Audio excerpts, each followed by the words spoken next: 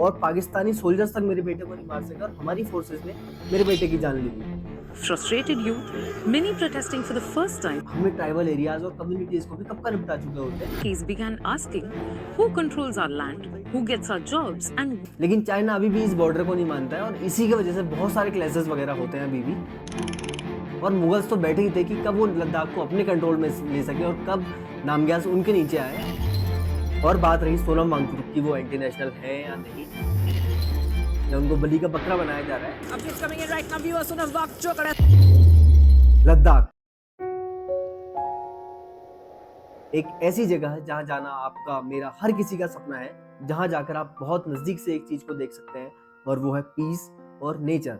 लेकिन आज की डेट में लद्दाख खुद अपने पीस के लिए स्ट्रगल कर रहा है। दो ऐसी डिमांड जिनके लिए पूरा लद्दाख 5-6 सालों से प्रोटेस्ट करता आ रहा है। सोनम वांगचुक जो कुछ दिन पहले तक हम सबके लिए एक साइंटिस्ट, इनोवेटर और एक्टिविस्ट थे, जिन्होंने लद्दाख को आइस स्तूपा जैसे कॉन्सेप्ट दिए, लेकिन क्यों अचानक उनको इंटरनेशनल की तरफ पोर्ट्रे करा जा रहा है? क्या सच में ये सब चीजें फॉरेन फंडेड है?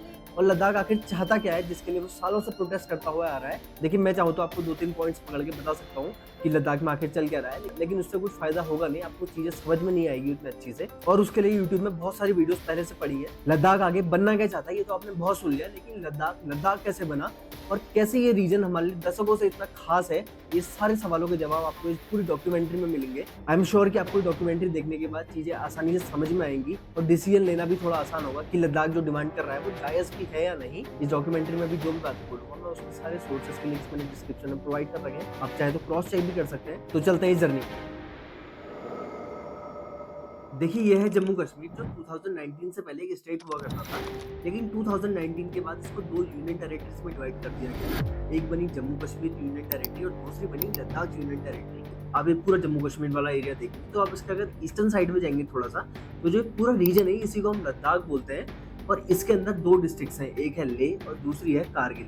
और आप अगर लद्दाख के भी थोड़ा सा ईस्टर्न साइड में और जाएंगे तो जो पूरा रीजन है इसको हम तिब्बत बोलते हैं। ये मैं तिब्बत आपको क्यों दिखा रहा हूँ अभी, थोड़ा सा आगे आप समझ जाओगे। अभी देखिए, करंट टाइम में लद्दाख में जो भी सिचुएशन चल रही है, स्टेट हुड का इतना हल्ला, 6 शेड्यूल की इतनी डिमांड, और कैसे ये छोटा सा रीजन हमारे लिए इतना खास बनता है, ये पूरी चीज़ों को समझने के लिए हमें थोड़ा सा पीछे जाके चीज़ों को समझना पड़ेगा।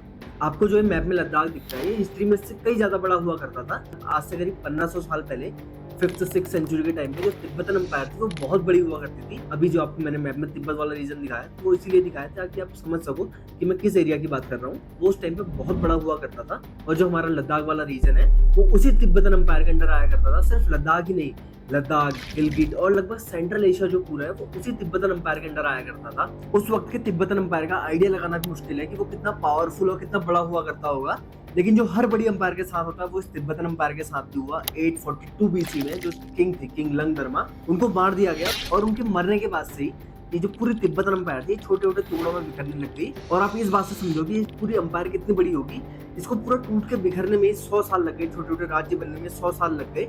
और इस पूरे टाइम पीरियड को हम बोलते हैं एरा ऑफ फ्रेगमेंटेशन। और जब मैं आपसे कह रहा हूँ कि पूरा तिब्बतन एम्पायर छोटे छोटे राज्यों में बिखर गया, और यहाँ पर छोटे छोटे से मेरा मतलब कोई छोटा मोटा शहर की बात नहीं हो रही है, ये छोटे छोटे हिस्से ही अपने आप में बहुत बड़े बड़े किंगडम हुआ करते थे। और इन्हीं छोटे छोटे किंगडम्स में से एक था मार्यूल किंगडम, जिसके अंदर पूरा लद्दाख वाला रीजन आता था। और वक्त के साथ धीरे धीरे जो मार्यूल किंगडम था ये भी वीक पड़ने लगा और 1460 में यहाँ पर एक नई डायनेस्टी ने अपना कब्जा कर लिया जो थे नामग्याल, और जो सबसे लंबी चली करीब 1460 से 1842 तक का। अगर आप आज भी लद्दाख जाओगे तो लेह में आपको एक पैलेस दिखेगा जो नामग्याल्स ने बनाया था। तो जब नामग्याल डायनेस्टी इस पूरे रीजन पर रूल कर रही थी, उसी टाइम पे नॉर्थ इंडिया पे मुगल्स रूल कर रहे थे और 1586 में अकबर ने जम्मू कश्मीर को भी जीत लिया। और अब एक तरफ नामग्याल्स लद्दाख पर रीजन पर कंट्रोल करके बैठे थे और दूसरी तरफ इनके पड़ोस में आके अब मुगल्स बैठ गए थे जम्मू कश्मीर में। लेकिन मुगल्स भी उस टाइम तक कम पावरफुल नहीं थे, लेकिन उन्होंने फिर भी डायरेक्ट कंट्रोल करना चाहा लद्दाख वाले रीजन पर। और ऐसा नहीं है कि वो चाहते नहीं थे, चाहते पूरा थे, लेकिन इसके पीछे भी कई रीजन है, क्योंकि जो लद्दाख वाला रीजन है पूरा पहाड़ी इलाका है, बहुत सारे पासेस वगैरह हैं और नामग्याल से इस जगह से बहुत ज्यादा फेमिलियर थे, उनको इस जगह का चप्पा चप्पा पता था। तो मुगल्स के लिए उस टाइम पॉसिबल नहीं था कि वो नामग्याल से इस पहाड़ी इलाके में डायरेक्ट फाइट में उतरे। ये जो पूरा लद्दाख वाला रीजन है इसको हमेशा से यहाँ पर जो भी डायनेस्टी आई उसने हमेशा इस एरिया को एक बफर जोन की तरह, एक बाउंड्री की तरह इस्तेमाल करा, ताकि बाकी जो उनका राज्य है उसको वो इजीली सेफली रूल कर सके, ताकि बाहर से कोई भी अटैक वगैरह ना हो सके। लेकिन 17th सेंचुरी के एंड में क्या हुआ, जो नामग्याल्स थे उन्होंने कॉन्फ्लिक्ट को लेके भूटान की साइड ली और एक कॉन्फ्लिक्ट चल रहा था भूटान और तिब्बतन अंपायर की सेंट्रल गवर्नमेंट के बीच में। और एक कॉन्फ्लिक्ट क्या था, किसी जमीन को लेके या पावर को लेके नहीं, बल्कि एक रिलीजियस आइडियोलॉजी को लेकर कॉन्फ्लिक्ट था। देखिए जो नामग्याल्स थे वो बुद्धिज्म के एक अलग स्कूल को, मतलब एक अलग आइडियोलॉजी को फॉलो करते थे, और जो तिब्बतन अंपायर वो बुद्धिज्म की अलग आइडियोलॉजी को फॉलो करता था। और इसी रिलीजियस कॉन्फ्लिक्ट में नामग्याल्स ने भूटान की साइड ली, और इसी साइड लेने के चिढ़ की वजह से तिब्बतन अंपायर ने 1679 में मंगोल्स के साथ मिलके नामग्याल्स पर अटैक कर दिया। और इस वक्त तक नामग्याल्स जो थे वो काफ़ी वीक हो चुके थे, वो इस लायक नहीं बचे थे वो तिब्बतन अंपायर का सामना कर सके। और यहाँ पर उनको ज़रूरत पड़ी मुगल्स की, और मुगल्स तो बैठे ही थे कि कब वो लद्दाख को अपने कंट्रोल में ले सके और कब नामग्याल्स उनके नीचे आए। और यहाँ पर इस वॉर में इन्होंने, मुगल्स ने नामग्याल्स का साथ दिया, और इसी वॉर को हम तिब्बत लद्दाख मुगल वॉर बोलते हैं। और अब आगे बढ़ते बढ़ते 18th सेंचुरी के एंड तक का जो मुगल अंपायर था वो भी अब वीक पड़ने लगा था। और इसी टाइम पे नॉर्थ इंडिया पे, स्पेशली पंजाब वाले रीजन से एक नई अंपायर खड़ी हो रही थी। सिर्फ खड़ी नहीं हो रही थी, बहुत पावरफुल होकर ऊपर आ रही थी, और वो थी सिख अंपायर। और 1819 आते आते तक का इस सिख अंपायर ने जम्मू कश्मीर भी जीत लिया। और कुछ टाइम बाद उनसे कहा गया कि हमने कश्मीर तो तुम्हें दे दिया, तुम लद्दाख लाके हमें दो। और राजा गुलाब सिंह ने अपने जनरल जोरावर सिंह को भेजा लद्दाख को जीतने के लिए, और 16 अगस्त 1834 को जोरावर सिंह ने लद्दाख को भी जीत लिया। और यहाँ से जो लद्दाख था वो पूरी तरह से इंडिया के अंदर आ गया था सिख डायनेस्टी के अंडर। और दूसरी तरफ जो तिब्बत वाला रीजन था जो आपको मैंने पहले दिखाया था, उसमें चाइना ने कब्जा कर लिया था, जो उस वक्त इंपीरियल पावर था चिंग डायनेस्टी का। तो अब तिब्बत वाले रीजन में चाइना ने कब्जा कर लिया था, और जो लद्दाख वाला रीजन था वो भी अब सिख डायनेस्टी के अंडर आ गया था इंडिया में। और इस वक्त तक ब्रिटिशर्स भी इंडिया में आके रूल करने लगे थे। और 1845 से 1846 तक चली हुई एंग्लो सिख वॉर में सिख अंपायर हार गया था, और सिख अंपायर का जितना भी रूल था, उनके अंडर जितनी भी जगह आती थी वो सब अब ब्रिटिशर्स की हो चुकी थी, जिसके अंदर लद्दाख और जम्मू कश्मीर वाला रीजन भी था। ये सब कुछ अब ब्रिटिशर्स के अंडर आ चुका था। और उस वक्त जो डोगरा रूलर गुलाब सिंह जम्मू कश्मीर पर रूल कर रहे थे, उन्होंने उस वक्त 75 लाख देके एक तरीके से अपने राज को खरीद लिया। मतलब कि उन्होंने ब्रिटिशर्स को 75 लाख दिए और उनके साथ एक डील कर ली कि वो जम्मू कश्मीर में रूल करेंगे और ब्रिटिशर्स को 75 लाख रुपए देंगे। ऐसे करके उनका राज बच गया, और जम्मू कश्मीर को अभी भी गुलाब सिंह रूल कर रहे थे। और ऐसे करके ब्रिटिशर्स का इन्वॉल्वमेंट जम्मू कश्मीर और लद्दाख वाले रीजन पे बढ़ता गया। देखिए इससे पहले कोई भी बाउंड्री वगैरह डिफाइन नहीं थी कि कहाँ तक का लद्दाख वाला रीजन है या फिर कहाँ से तिब्बत वाला एरिया शुरू होता है, क्योंकि जैसे मैंने आपको बताया यहाँ पर बहुत सारी डायनेस्टी, बहुत सारे राजाओं ने रूल करा, तो कभी भी कुछ भी ऐसा क्लियर नहीं हुआ कि कहाँ तक का तिब्बत वाला रीजन है या फिर कहाँ तक का लद्दाख वाला रीजन है। लेकिन इसके बाद भी ब्रिटिशर्स ने बहुत बार ट्राई करा कि बाउंड्री को डिफाइन करा जाए। ये जो मैप में आप अभी बाउंड्री देख रहे हैं, ये 1865 में प्रपोज हुई थी, जिसको हम जॉनसन लाइन कहते हैं। और आप अगर आज भी मैप में देखोगे तो हम इसी बाउंड्री को as a international boundary trace करते हैं। लेकिन चाइना अभी भी इस बॉर्डर को नहीं मानता है, और इसी की वजह से बहुत सारे क्लैशेस वगैरह होते हैं अभी भी। और इसी बाउंड्री डिस्प्यूट की वजह से लद्दाख हमारे लिए एक बहुत इंपॉर्टेंट और एक स्ट्रेटेजिक लोकेशन बन जाती है कि हम यहाँ पर थोड़ा भी ढिलाई अफोर्ड नहीं कर सकते हैं, क्योंकि चाइना हमेशा से जॉनसन लाइन के अंदर अपने एरिया को क्लेम करता रहा है कि जॉनसन लाइन के अंडर भी चाइना का एरिया है। खैर कहानी में वापस लौटते हैं। 1947 में जब हमें अंग्रेजों से आज़ादी मिली तो इंडिया और पाकिस्तान दो अलग अलग देश बने, और उस टाइम पे जो जम्मू कश्मीर और लद्दाख के राजा थे, राजा हरी सिंह, उन्होंने डिसाइड करा कि वो ना तो इंडिया के साथ जाएंगे ना वो पाकिस्तान के साथ जाएंगे, अलग से अपने राज्य को इंडिपेंडेंट चलाएंगे। और ये चीज़ अब इंडिया के लिए सरदर्द बन गई थी, क्योंकि मैंने आपको बताया कि जम्मू कश्मीर और लद्दाख वाला रीजन हमारे लिए कितना इंपॉर्टेंट है, क्योंकि एक तरफ से चाइना बैठा था और अब दूसरी तरफ से पाकिस्तान भी हो गया था, और हरी सिंह मानने को तैयार नहीं थे। और 1947 के ही अक्टूबर और नवंबर में जब पाकिस्तानी सोल्जर्स ने गिलगिट की तरफ से जम्मू कश्मीर और लद्दाख में घुसने का ट्राई करा, तो उस वक्त हरी सिंह ने इंडिया से सपोर्ट मांगा कि वो इस चीज़ में जम्मू कश्मीर की मदद करें और पाकिस्तान सोल्जर को बाहर निकालने में हेल्प करें। तो उस वक्त पटेल साहब और नेहरू जी ने मौके का फायदा उठाया और हरी सिंह से इंस्ट्रूमेंट ऑफ एक्सेशन साइन करवा दिया, जिसके चलते जम्मू कश्मीर और लद्दाख वाले पूरे रीजन को इंडिया में मिला लिया और जिम्मेदारी दी गई इंडियन आर्मी को कि वो पाकिस्तानी सोल्जर्स को बाहर भगाएं। और इसके बाद एक फुल फ्लेजेड आर्मी ऑपरेशन चला, जिसके बाद पाकिस्तानी सोल्जर्स को बाहर भगाया गया और अब जम्मू कश्मीर और लद्दाख वाला पूरा रीजन इंडिया का पार्ट बन चुका था। 17 अक्टूबर 1949 को हमारे कॉन्स्टिट्यूशन में एक आर्टिकल ऐड हुआ, आर्टिकल 370, जो जम्मू कश्मीर स्टेट को एक स्पेशल स्टेटस प्रोवाइड करता था। और इस आर्टिकल 370 के थ्रू जम्मू कश्मीर स्टेट अपना अलग से कॉन्स्टिट्यूशन बना सकता था। सिर्फ कॉन्स्टिट्यूशन नहीं, ये अलग से अपना फ्लैग तक रख सकते थे, और सेंट्रल गवर्नमेंट डिफेंस, कम्युनिकेशन और फॉरेन अफेयर्स के अलावा इनके इंटरनल मैटर में कुछ भी दखल नहीं दे सकती थी। इस आर्टिकल 370 ने इतनी पावर जम्मू कश्मीर स्टेट को दी हुई थी। और आर्टिकल 370 तो था ही था, और 1954 में एक और आर्टिकल ऐड होता है, आर्टिकल 35A, जो जम्मू कश्मीर को और पावर देता है कि कोई भी जम्मू कश्मीर के बाहर का जो जम्मू कश्मीर का परमानेंट रेजिडेंट नहीं होगा वो जम्मू कश्मीर में लैंड वगैरह नहीं ले सकता। और कौन जम्मू कश्मीर का परमानेंट रेजिडेंट होगा ये भी वहाँ की लेजिस्लेचर ही डिसाइड करती थी। देखिए ये आर्टिकल्स प्रोवाइड करने के बहुत सारे रीजन थे, ये अपने आप में एक बहुत बड़ा टॉपिक है, इसको हम कोई बाद में डिस्कस करेंगे। आप मोटा मोटी ये समझ लो कि ये दोनों आर्टिकल्स मिलकर जम्मू कश्मीर को एक स्पेशल स्टेटस प्रोवाइड करते थे। 2019 के लोकसभा इलेक्शंस में बीजेपी जबरदस्त मेजोरिटी के साथ पावर में आई और ये हमेशा से बीजेपी के एजेंडा में था कि आर्टिकल 370 को हटाना है। और 2019 में पावर में आने के बाद 6 अगस्त 2019 को इन्होंने दोनों हाउसेज में रेजोल्यूशन पास करके 370 को हटा दिया, जो जम्मू कश्मीर को स्पेशल स्टेटस प्रोवाइड करता था। सिर्फ 370 को नहीं, आर्टिकल 35A को भी कॉन्स्टिट्यूशन से हटा दिया गया। आर्टिकल 370 हटते ही इन्होंने जम्मू कश्मीर स्टेट, जो पहले स्टेट हुआ करता था, उसको डाउनग्रेड करके 2 यूनियन टेरिटरीज बना दी। जो पहली बनी जम्मू कश्मीर यूनियन टेरिटरी और दूसरी बनी लद्दाख यूनियन टेरिटरी। और यही यूनियन टेरिटरी बनने के बाद सारी परेशानियां शुरू हुई जो प्रेजेंट टाइम में अभी चल रही है लद्दाख में। और अब हम उस पॉइंट पर पहुंच चुके हैं जहां से हमें साफ साफ दिखेगा कि लद्दाख एक्चुअल में चाहता क्या है। 2019 के इलेक्शन में बीजेपी ने अपना जब मैनिफेस्टो रिलीज करा तो उसमें इन्होंने एक प्रॉमिस मेंशन करा था और बीजेपी को उस वक्त खुद भी नहीं पता था कि ये जो इन्होंने प्रॉमिस मैनिफेस्टो में डाला हुआ है ये आगे चल के इनके गली की हड्डी बनने वाला है। ये प्रॉमिस था क्या, मैं अभी आपको थोड़ा सा आगे बताऊंगा। लद्दाख की यूनियन टेरिटरी बनने के बाद से लद्दाख के लोग 2 डिमांड उठाते हुए आ रहे हैं, जिसके चलते प्रोटेस्ट वगैरह हो। और अगर आप सोच रहे हैं कि लद्दाख में प्रोटेस्ट फर्स्ट टाइम हो रहा है तो ऐसा नहीं है, 5-6 सालों से प्रोटेस्ट चलते हुए आ रहे हैं। बस फर्क ये है कि प्रोटेस्ट अभी तक शांति से चलते हुए आ रहे हैं। और वो 2 डिमांड जिनके लिए सारी प्रोटेस्ट वगैरह ये लोग कर रहे हैं, उसमें से पहली डिमांड है कि लद्दाख को स्टेटहुड दिया जाए और दूसरी डिमांड है कि लद्दाख को 6 शेड्यूल के अंदर डाला जाए, जो बीजेपी ने खुद अपने मैनिफेस्टो में प्रॉमिस करा था। ये जो 6 शेड्यूल का इतना हल्ला मचा रखा है ये एक्चुअल में है क्या? देखिए जो हमारा कॉन्स्टिट्यूशन है अभी के टाइम पे 25 पार्ट्स यानी 25 पार्ट्स, 448 आर्टिकल, 448 आर्टिकल्स और 12 शेड्यूल्स यानी कि 12 शेड्यूल्स में डिवाइड है। और इन्हीं 12 शेड्यूल में से एक जिसके अंदर 2 आर्टिकल्स आते हैं, आर्टिकल 244A और आर्टिकल 275B। और ये 6 शेड्यूल स्टार्टिंग में लाया गया था नॉर्थ ईस्ट रीजन के ट्राइबल एरियाज में रह रही ट्राइबल कम्युनिटीज के लिए, जनजाति वगैरह जो होती है उनके लिए लाया गया था। प्रेजेंट टाइम में नॉर्थ ईस्ट के 4 स्टेट 6 शेड्यूल के अंदर आते हैं, असम, मेघालय, मिजोरम और त्रिपुरा।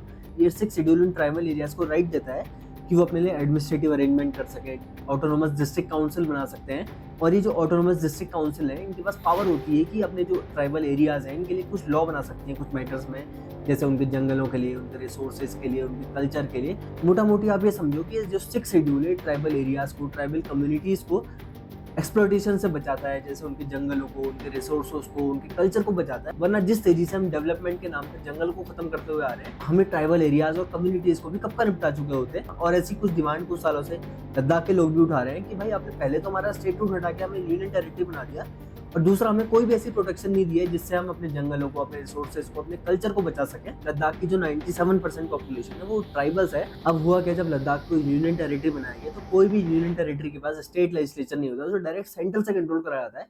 और लद्दाख के साथ भी यही हो रहा है कि उसे सेंटर से सेंट्रल गवर्नमेंट कंट्रोल करती हुई आ रही है, तो उनके पास कोई भी स्टेट लेजिस्लेचर, उनका कोई अपना स्टेट रिप्रेजेंटेटिव नहीं जो उनकी प्रॉब्लम्स को नजदीक से देख सके और सेंट्रल और उनके बीच में कनेक्शन बनाया जा सके, जिस वजह से वहाँ कई सालों से स्टेटहुड की डिमांड उठती हुई आ रही है। और पिछले कुछ सालों में लद्दाख में बहुत सारे डेवलपमेंटल प्रोजेक्ट लाए गए, जैसे इंडिया का पहला geo thermal power plant, green hydrogen unit और 7 hydro power plant Indus river में बनाने की बात भी हो रही थी। देखिए लद्दाख एक इको सेंसिटिव जोन है और वहाँ के लोग नहीं चाहते हैं कि उनके एरियाज को, उनकी जमीनों को इंडस्ट्रियल पर्पस के लिए यूज करा जाए और डेवलपमेंट के नाम पे सिर्फ डिजास्टर हो। और इसीलिए वो सालों से डिमांड उठाते हुए आ रहे हैं कि लद्दाख को 6 शेड्यूल के अंदर डाला जाए, जिससे वो अपनी जमीनों को, रिसोर्सेज को, अपनी कम्युनिटीज को, अपने कल्चर को बचा सके।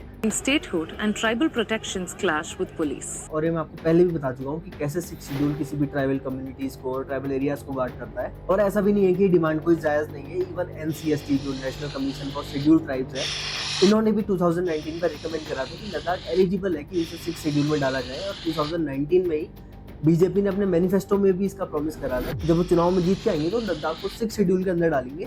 लेकिन उन्होंने इस प्रॉमिस को पूरा नहीं करा और इसी के बाद से सारे प्रोटेस्ट वगैरह शुरू हो गए। 6 सालों से प्रोटेस्ट ऐसे ही चल रहे हैं शांति से। और 2021 और 22 में ले एपेक्स बॉडी और कारगिल डेमोक्रेटिक अलायंस, जो ले और कारगिल की सोशियो पॉलिटिकल और रिलीजियस ग्रुप्स हैं, इन्होंने डिमांड उठानी शुरू करी थी। 2023 में सोनाम वांगचुक जिनको इस पूरे प्रोटेस्ट का अभी सेंटर पॉइंट बना दिया गया है। वो एक सोशल और एनवायरमेंटल एक्टिविस्ट हैं जिन्होंने इंडियन आर्मी के लिए सोलार कैंप्स, लद्दाख के लोगों के पानी की प्रॉब्लम को सॉल्व करने के लिए आइस स्तूपा जैसे इनोवेशंस करे हैं। आपने 3 इडियट मूवी देखी होगी, जो उसमें फुनसुक वांगडू का कैरेक्टर है, वो इनसे इंस्पायर होकर बनाया गया था। इन्होंने 2023 में लद्दाख में हो रही माइनिंग और इंडस्ट्रियल एक्टिविटीज के खिलाफ 5 दिन की हंगर स्ट्राइक करी और ले एपेक्स बॉडी और कारगिल डेमोक्रेटिक अलायंस और सोनम वांगचुक मिलके ऐसी प्रोटेस्ट और स्ट्राइक वगैरह करते रहते थे ताकि गवर्नमेंट उनकी बात को सुने। और गवर्नमेंट ने भी एक हाई पावर कमेटी बनाई ताकि इनके बीच में और जो गवर्नमेंट के बीच में एक कम्युनिकेशन गैप बन रहा था उसको भी खत्म कराया जा सके। लेकिन इससे भी कुछ खास बात बनी नहीं और 2023 के मार्च में सोनम वांगचुक फिर से 21 दिन की हंगर स्ट्राइक पे बैठ गए। लेकिन धीरे धीरे इनको आइडिया आने लगा था कि इन सब चीजों से कुछ नहीं होने वाला है और 2024 में इन्होंने 1000 किलोमीटर की पैदल मार्च लद्दाख से लेकर दिल्ली तक स्टार्ट करी और इसमें भी इनको डिटेन कर लिया गया। और आखिरी जो हंगर स्ट्राइक स्टार्ट हुई वो हुई 2025 में 10 सितंबर से, जिसमें 15 लोग हंगर स्ट्राइक में बैठे। स्वीकार करें, आज हमारे अनशन का चौथा दिन खत्म हो रहा है, ताकत खत्म हो रही है। ये हंगर स्ट्राइक स्टार्टिंग में 35 दिन की डिसाइड हुई थी। देखिए, एक साइड तो ये सब चीजें शांति से चल रही थी, हंगर स्ट्राइक प्रोटेस्ट वगैरह, लेकिन लद्दाख का जो यूथ था वो इस चीज से खुश नहीं था क्योंकि वो सालों से देखता हुआ आ रहा था कि जो है स्ट्राइक वगैरह हम करते हैं, प्रोटेस्ट करते हैं शांति से बैठ के, गवर्नमेंट इस पर कुछ ध्यान नहीं दे रही है और हमारी डिमांड को सुनना तक नहीं चाह रही। और इन्हीं सब बातों का गुस्सा वहां की यूथ में धीरे धीरे बढ़ता हुआ जा रहा था और इसी गुस्से को ट्रिगर करने वाली चीज हुई 23 सितंबर को, जब हंगर स्ट्राइक में बैठे हुए 2 लोगों की तबीयत बहुत ज्यादा खराब हो गई, उन्हें हॉस्पिटल में एडमिट करना पड़ा। और इसी पॉइंट के बाद से जो ले एपेक्स बॉडी की स्टूडेंट विंग थी उन्होंने बंद का ऐलान कर दिया और अगले दिन यानी 24 सितंबर को पूरे ले में प्रोटेस्ट वगैरह स्टार्ट होने लगे, नारेबाजी वगैरह होने लगी और एकदम से ये जो प्रोटेस्ट था ये वायलेंट हो गया और पत्थरबाजी वगैरह होने लगी। Statehood and tribal protections clash with police. The BJP office was set on fire.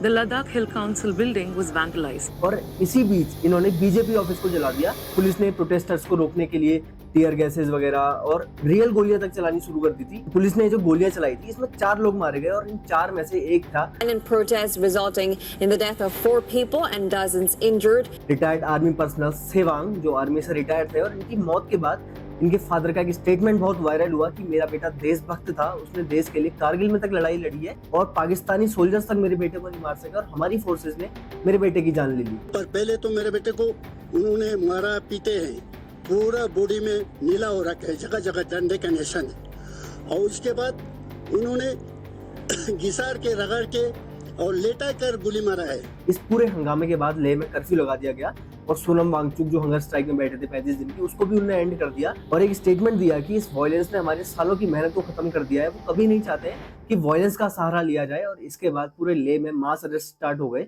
26 सितंबर को सोनम वांगचुक को एनएसए यानी नेशनल सिक्योरिटी एक्ट के अंदर डिटेन कर लिया गया।